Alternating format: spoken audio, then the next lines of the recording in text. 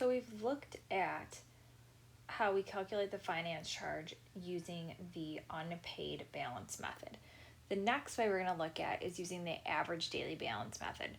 This often results in higher interest rates, especially if you're making purchases early on in a month.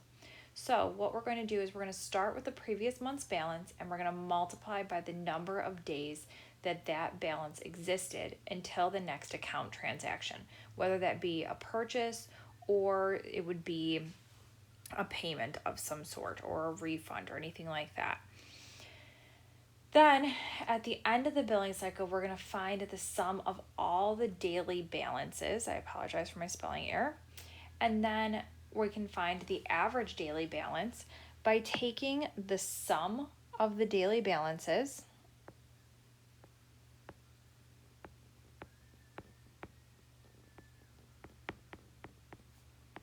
and then we are going to divide by how many days are in the billing cycle. And so the statement has to tell you that.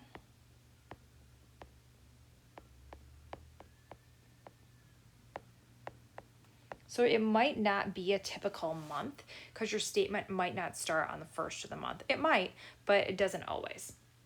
And then we're going to go ahead and we are going to calculate the finance charge. And so to calculate the finance charge, we're going to use this average daily balance that we just found. And then we're going to multiply that by the periodic rate. And so again, the periodic rate is the APR divided by 12. And then we can go ahead and we can compute the new balance in the same way that we did when we were looking at using the unpaid balance method. So we're going to go through and we're going to do an example of this. So these are pretty lengthy because we have to kind of take into account each set of days that we have. So Patrick has a revolving credit account with a 15% APR rate. Finance charge is calculated using the daily balances. The billing date is the first of the month, and the billing cycle is the number of days in the month. So again, they have to give us that information. So we're going to go ahead and we're going to get started. And so we know that it starts on May 1st. And then he makes a purchase on the 6th. So this is going from May 1st to May 5th. So if you count that, that would be 5 days. And then the amount is whatever our previous balance is. And so the previous balance was $326.50. Again, I'm just getting that from the very first line of the table. And so then if I multiply 5 times $326.50, I'm going to get $1,632.50. Then I'm going to go ahead and look at the next line. So he made a purchase on May 6th.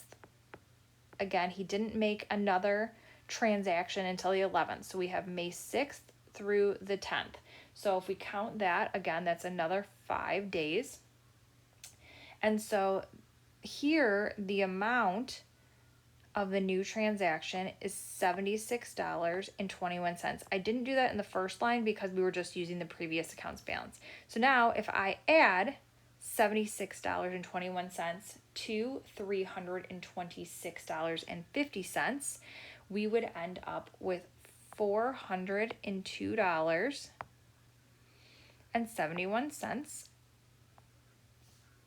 And then we're going to do the same thing.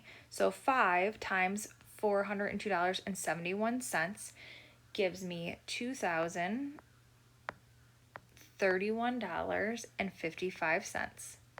Then we're going to go ahead, we're going to do the same thing with the next transaction. So again, that happened on the 11th. The next transaction happens on the 13th, so this time it's just the 11th and the 12th, which would be 2 days worth.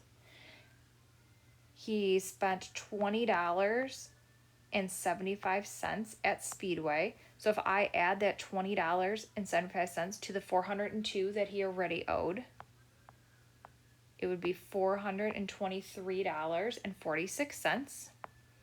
Again, I'm adding the amount to the daily balance. I'm not adding it to the multiplied amount. We're going to use that amount later. So again, 2 times 423 is 846.92. Then I'm going to go ahead and I'm going to do the same thing. So I'm going to say, okay, he made a payment on the 13th and didn't have another transaction till the 17th. So we're going to go to the 16th. And so if I count that, that would be 4 days worth. And so again, he made a payment of $90. So this time I'm going to subtract $90. And so we're going to have $333.46, which again, we're going to multiply by 4 and you'll get $1,333.84. And then we're going to go ahead and do his next transaction. So that took place on the 17th. He ordered something from Amazon. And he kept that balance until the 20th, which was 4 days. He spent $31.40 at Amazon. If I add that to the daily balance from before, we're up to $364.86. If I multiply that by 4, I'll get $1,459.44. You can see why our calculator is going to be very helpful for you to have in this chapter. We have a couple more transactions that happened. So then we're going to go ahead, and he made another purchase on the 21st. He had to get gas again. And again, this lasted until the 26th. And so that would be 6 days worth. He spent $23.25. Again, I'm adding that to that previous balance that we had. So we're going to have $388.41. Oh, excuse me, and 11 cents.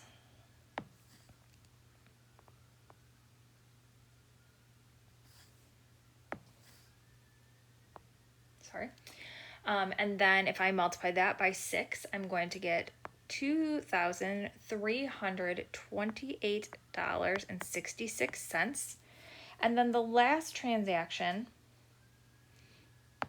happened on the 27th, and it told us that the end of the billing cycle goes till the end of the month, and there's 31 days in the month, so I know that that's when it's going to be. So I'm going to go ahead, I'm going to stop at the 31st. That would be 5 days. He spent $53 on Amazon. So if I add that, I'm going to get $441.11, and if I multiply that by 5, I'll have $2,205.55. Now we're going to go ahead and we are going to make sure that we have the correct amount of days. So I'm going to go ahead and I'm going to add up all my days. And I know, like I just mentioned, there's 31 days in May. This should equal 31. So let's see, I have 10, 20, 29, 31. Yep, so I have 31 days, so I know I'm good there. Now the next thing I'm going to do is I'm going to go ahead and I am going to add up this last column. I'm going to go ahead and add the whole column together. And so if I do that, I'm going to end up with $11,838.46. So that's not what he's paying right now. We're going to get to what's going to happen next. So now we're going to go ahead and we're going to do the step that we have over here in step 3. So step 3 on the previous page here tells us that I'm going to take that total amount, that sum, and I'm going to go ahead and divide by the number of days in the billing cycle. So I'm going to divide by 31. If I do that, I'll end up with $381.89. So that tells me that his average daily balance, so the amount that he owes on average, is $381.89. The next thing that we're going to do is we're going to go ahead and figure out our periodic rate and the finance charge. So the periodic rate, again, is the 15% divided by 12. And so I'm going to end up with 1.25%. And then I can go ahead and we can calculate our finance charge or our entrance.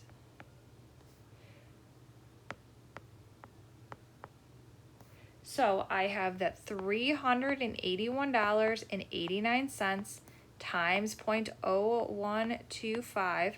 And if we do that, we're going to end up with $4.77.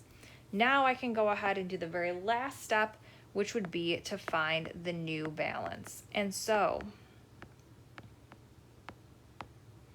the new balance is going to be the previous month's balance, so our $326.50 plus our finance charge, plus I'm going to go over here and I'm going to go ahead and I'm going to add up all the purchases that he made. So I know that he made a purchase at Target, at Speedway, at Amazon, at Speedway, at Amazon. I'm going to total up all of those things. And if I do that, I'm going to see that he made $204.61 in purchases. And then the one that's in parentheses means that it's a payment. So he made a payment of $90. So if I combine all these together, I'm going to get $445.88. That is his new balance. So in terms of work, this is what I need to see. I know it's a lot of work, so you won't have a lot of those to do, but just make sure that you're showing all your steps, because again, it's really easy to make one mistake early on that throws off the rest of the problem.